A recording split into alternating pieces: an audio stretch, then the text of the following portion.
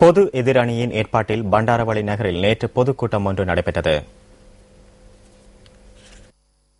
ஜனாதிபதி வேட்பாளர் மைத்திரிபால சிறிசேனவிற்கு ஆதரவு வழங்கும் வகையில் இந்த கூட்டம் ஏற்பாடு செய்யப்பட்டிருந்தது.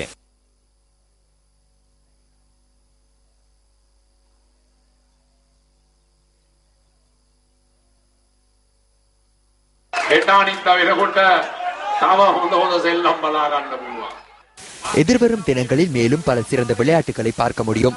5ஆம் தேதி எமது தேர்தல் பிரச்சார நடவடிக்கைகள் நிறைவடையும் போது அரசாங்கத்திலிருந்து சிலர் வெளியேறுவார்கள் என்பதனை உங்களது நாட்குறிப்பில் எழுதி வைத்துக் கொள்ளுங்கள்.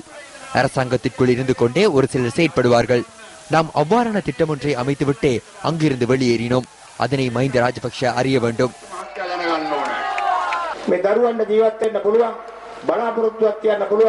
நமது பிள்ளைகளுக்கு வழங்கக்கூடிய எதிர்பார்ப்புகளை கொண்ட நாடொன்றை நாம் கட்டி எழுப்புவோம். நாம் நிச்சயமாக நன்மைகளை உங்களுக்கு பெற்றுத் தருவோம்.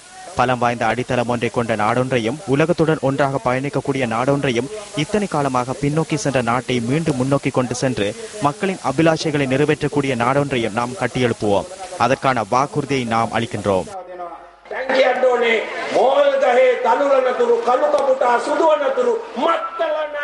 மைந்தவும் மைந்தவின் ஊழல் மிக்க அரசாங்கமும் 1,41,000 ஆண்டுகளுக்கு இந்த நாட்டை அடகு வைத்துள்ளனர். எமது மைத்திரிபால சிறிசேன ஆட்சி அமைத்தவுடன் மக்களிடமிருந்து கொள்ளையிடப்பட்ட பெட்ரோல் வரியை நீக்குவோம். அதற்காக முன்வருமாறு நாம் அனைவரும் உங்களிடம் கேட்டுக்கொள்கின்றோம்.